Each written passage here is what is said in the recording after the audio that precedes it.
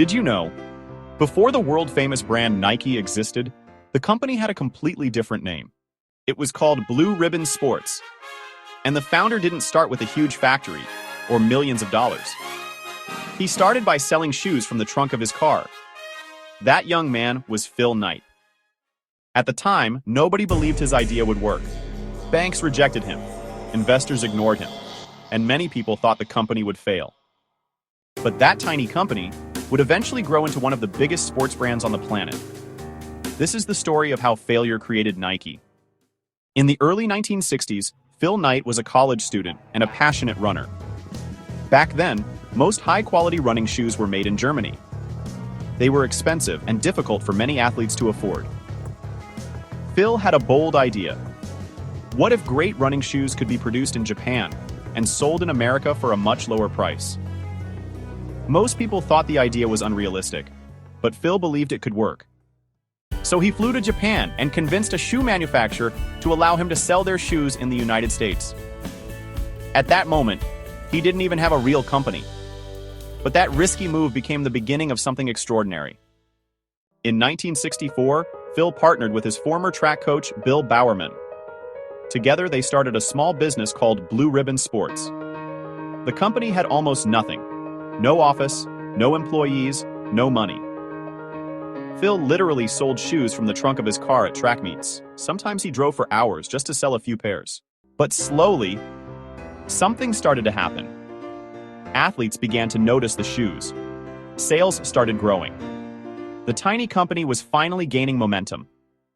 Just when things started improving, everything almost collapsed. The Japanese supplier that provided the shoes suddenly decided to end the partnership. Without shoes to sell, Blue Ribbon Sports could disappear overnight. The company was running out of money. Employees were worried. For the first time, Phil Knight seriously wondered if the business would survive. But instead of quitting, they made a bold decision. They would create their own shoe brand. In 1971, the team searched for a new name. After many ideas, they finally chose Nike. The name came from the Greek goddess of victory. They also needed a logo. A design student created a simple symbol for $35. That symbol became the famous Nike swoosh. At the time, no one thought it would become one of the most recognizable logos in the world. But Nike still needed something special. A product that could change everything. One morning, Bill Bowerman was eating breakfast. He looked at his wife's waffle iron. Suddenly, he had an idea. What if running shoes had a sole shaped like a waffle pattern? It could give runners better grip on the track. So he experimented by pouring rubber into the waffle iron. The result looked strange, but it worked. This invention created the famous waffle trainer. And for the first time, Nike had a product athletes truly loved. Even with growing popularity, Nike was still in danger. The company expanded quickly, but rapid growth created massive financial pressure. Banks threatened to stop funding the company. If that happened, Nike would collapse. Phil Knight later described this period as the most stressful time of his life. Everything he built was about to disappear. But then something incredible happened. Nike's sales exploded. Athletes across America started wearing Nike shoes. The brand was spreading everywhere.